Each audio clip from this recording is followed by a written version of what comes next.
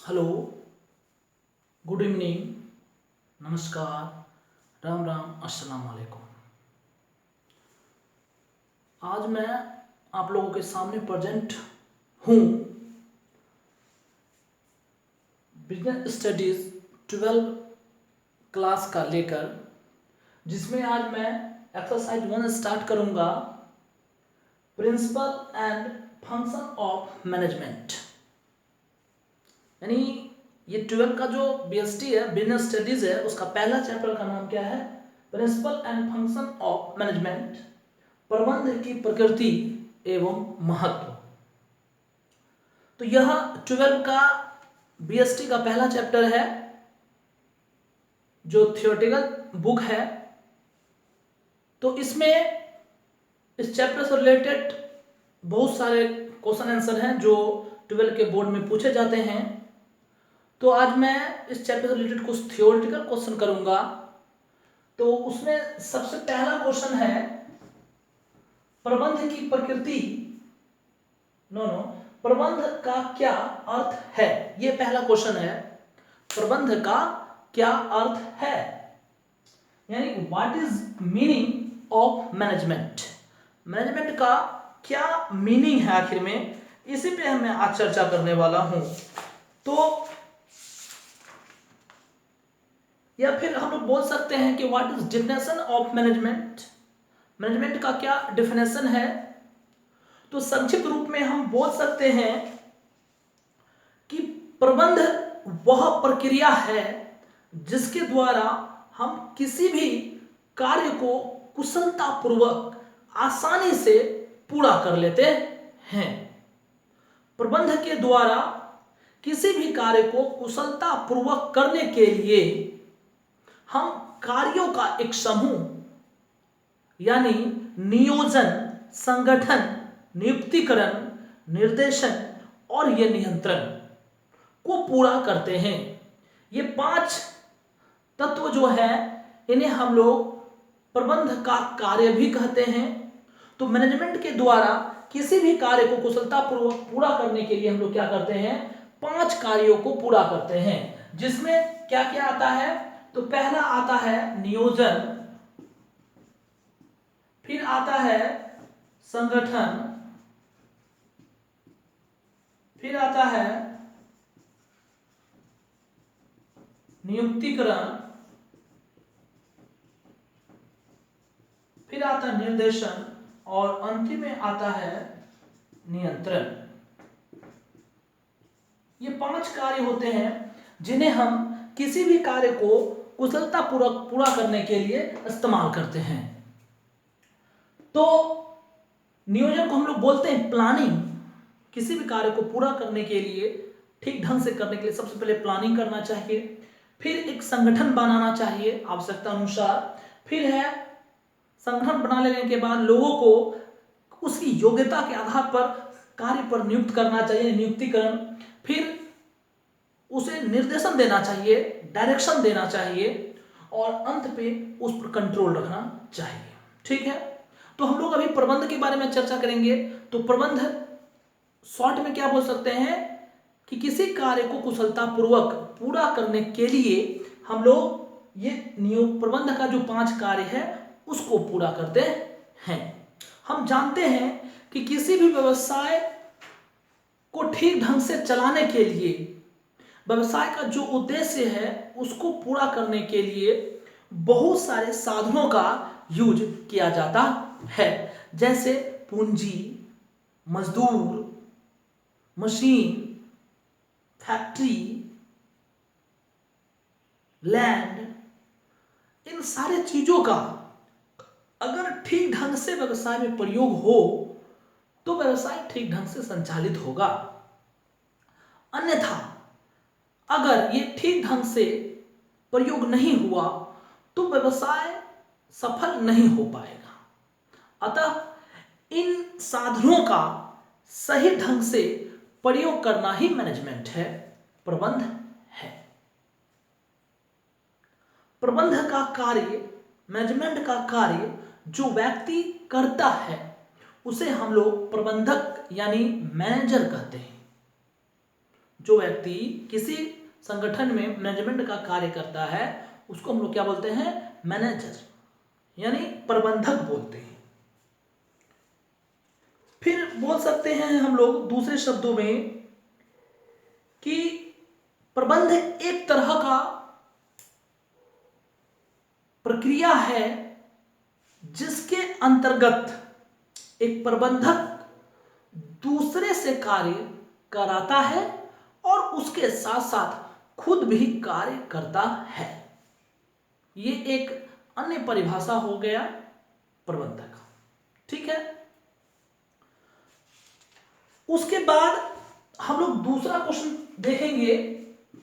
ये प्रबंध की प्रमुख विशेषताओं का वर्णन करना है, या फिर हम लोग कह सकते हैं एक्सप्लेन द फीचर्स और कैरेक्टर्स ऑफ मैनेजमेंट, यानी मैनेजमेंट का क्या फीचर होता है, क्या कैरेक्टर होता है, उसका एक्सप्लेन करना है। प्रबंध की प्रमुख क्या विशेषता है उसके बारे में हम लोग चर्चा करेंगे। तो हमने यहां कुछ लिखा है।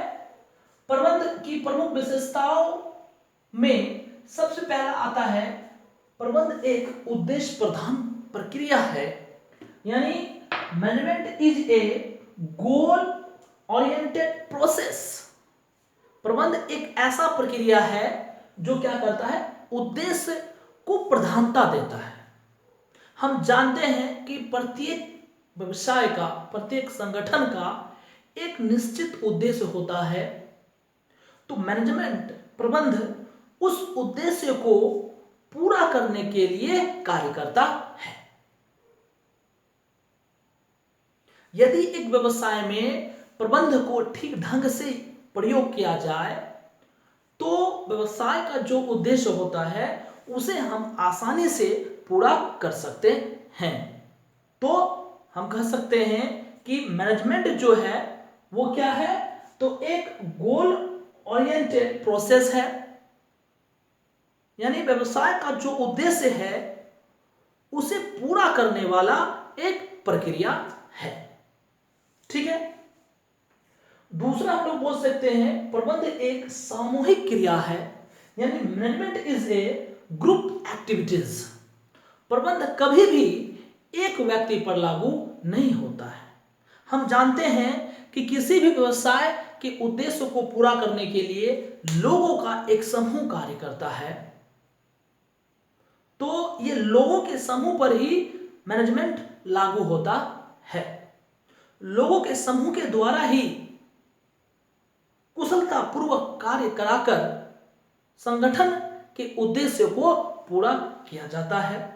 इसलिए कहा जाता है कि प्रबंध जो है एक क्या है? सामूहिक क्रिया है, समूह पर प्रयोग किया जाने वाला क्रिया है।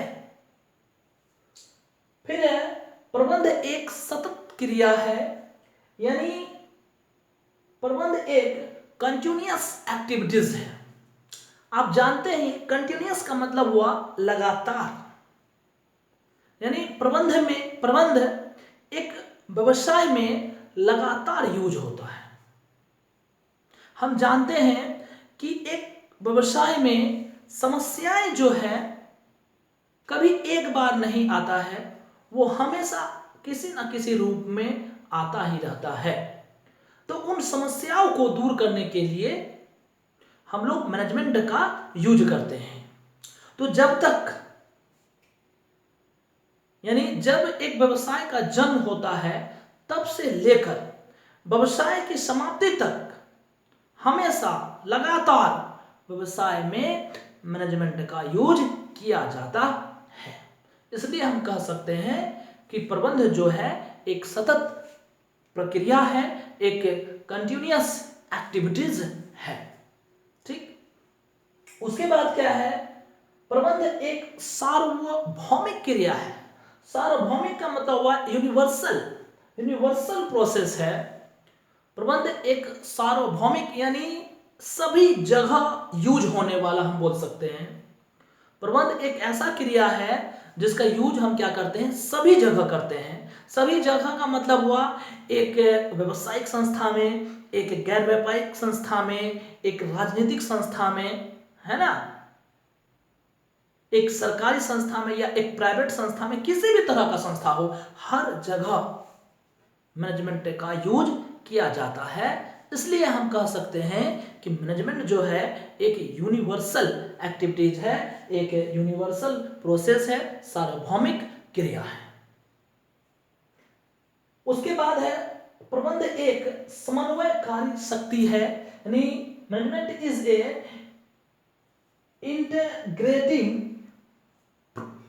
Integrating force. समन्वयकारी शक्ति है, यानी समन्वयकारी का मतलब हुआ कोऑर्डिनेशन। प्रबंध एक ऐसा पावर है जो क्या करता है, लोगों को जो संस्था में काम कर रहे होते हैं उनके बीच कोऑर्डिनेशन लाता है, तालमेल लाता है, अच्छा रिलेशन उन लोगों के बीच लाता है ना। अगर कर्मचारियों के बीच अच्छा रिलेशन होगा, अच्छा संबंध होगा, तो वो मिलजुल कर काम करेंगे, एक दूसरे का सहायता करेंगे और इससे संस्था का जो उद्देश्य है वो आसानी से पूरा हो जाएगा। तो ये भी एक विशेषता था कि प्रबंध जो है एक क्या है, समन्वयकारी शक्ति है। फिर है प्रबंध एक सृजनशील कार्य है। सृजनशील का मतलब हुआ क्रिएटिव फंक्शन है। Management is a creative function.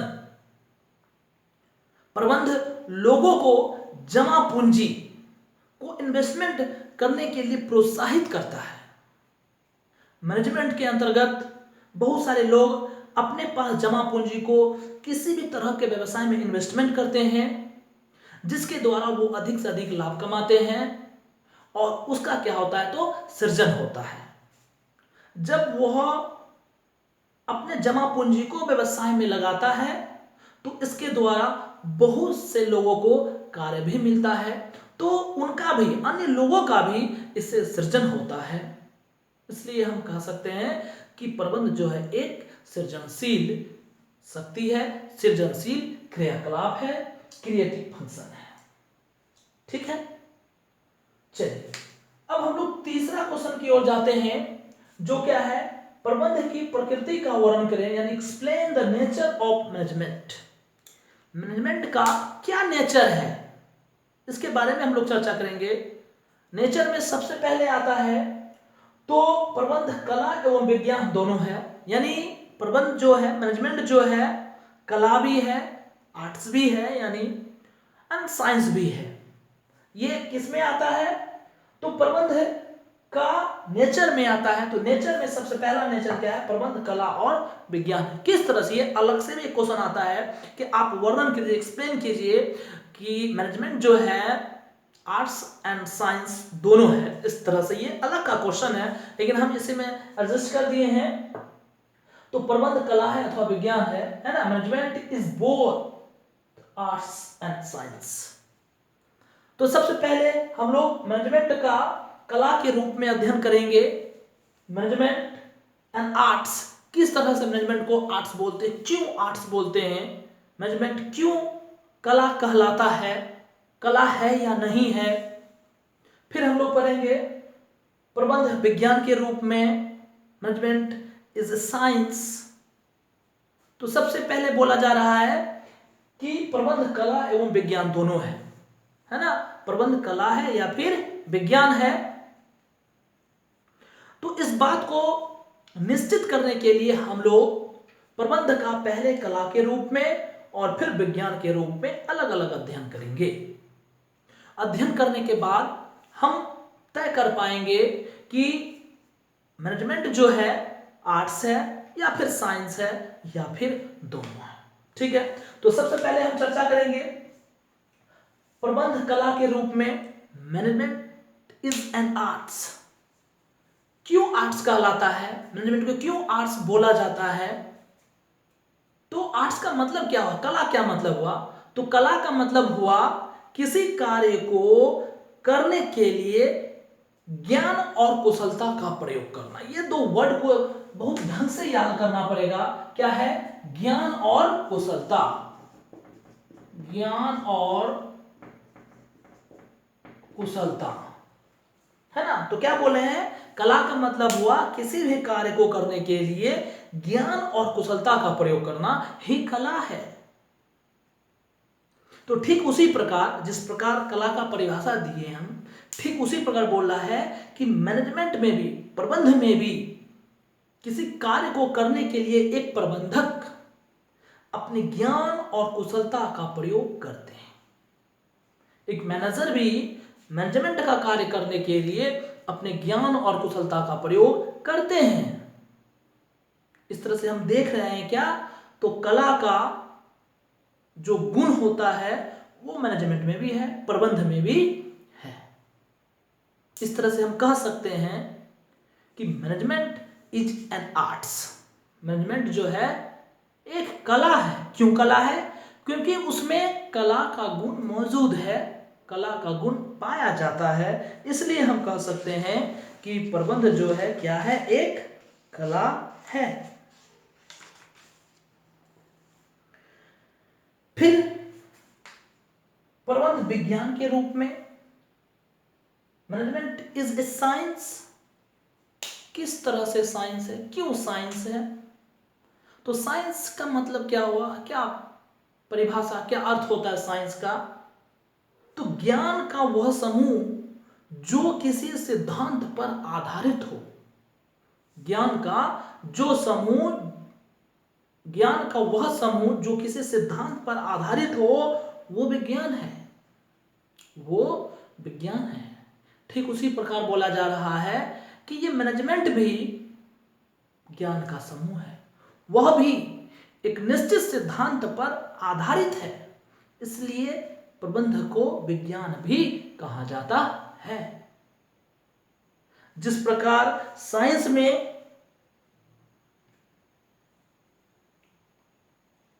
अनुभव और ज्ञान के आधार पर, साइंस में जो साइंटिस्ट लोग होते हैं अपने ज्ञान और अनुभव के आधार पर समय समय पर परिवर्तन करते हैं, ठीक उसी प्रकार एक मैनेजर भी अपने ज्ञान और कुशलता के, ये ज्ञान और अनुभव के आधार पर मैनेजमेंट में भी परिवर्तन करते रहते हैं, उसका प्रोग्रेस करते रहते हैं। इसलिए हम लोग मैनेजमेंट को साइंस बोलते हैं। Management is A science. तो इस तरह से हम देखते हैं कि एक प्रबंध में कला का भी विज्ञान गुण मौजूद है और विज्ञान का भी गुण मौजूद है। इसलिए हम कह सकते हैं कि प्रबंध जो वो कला भी है और कला के साथ साथ विज्ञान भी है। ठीक है। उसके बाद है प्रबंध एक पेशा है, profession. Management is a profession. Management क्या है? एक प्रोफेशन है, एक पेशा है। तो बोला है कि आज के युग में बहुत सारे जो विकसित देश हैं, जैसे America, Japan, England, France, Italy, है ना, तो ये सब देश क्या है, आज मैनेजमेंट को पेशे के रूप में स्वीकार किया है। वहां मैनेजर अपना सेवा देते हैं, ठीक उसी प्रकार जिस प्रकार एक डॉक्टर, एक इंजीनियर, एक वकील सेवा देते हैं और उसके बदले एक निश्चित फीस लेते हैं। ठीक उसी प्रकार बोल रहा है एक मैनेजर भी अपना सेवा दे रहा है और अपना सेवा के बदले निश्चित फीस ले रहा है। तो इसलिए मैनेजमेंट को हम लोग प्रोफेशन, पेशा बोल सकते हैं। ठीक है। फिर है प्रबंध एक जन्मजात प्रतिभा है। Management is an inborn quality. Management is an inborn quality. Management जो है, प्रबंध जो है, क्या है? जन्मजात प्रतिभा है। पुराने विद्वानों के अनुसार, पुराने विद्वानों का कहना है कि मैनेजर जो है वो जन्म लेते हैं, बनाए नहीं जाते हैं। उनके अनुसार कुछ बच्चे जन्म से ही इतने कुशल, इतने योग्य होते हैं कि वह किसी दूसरे पर, किसी अन्य लोगों पर अपना कंट्रोल कर सकते हैं। उसका संचालन कर सकते हैं, एक व्यवसाय को ठीक ढंग से चला सकते हैं, व्यवसायिक बातों को समझ सकते हैं। लेकिन आज ऐसा नहीं है। आज नॉर्मल लोग भी, सामान्य लोग भी मैनेजमेंट से संबंधित शिक्षा ग्रहण कर रहे हैं। लोग देश विदेश में स्थित जो व्यावसायिक कॉलेज हैं वहां पर व्यवसाय संबंधित शिक्षा ग्रहण कर रहे हैं और एक उत्तम किस्म का प्रबंधक बनकर तैयार हो रहे हैं।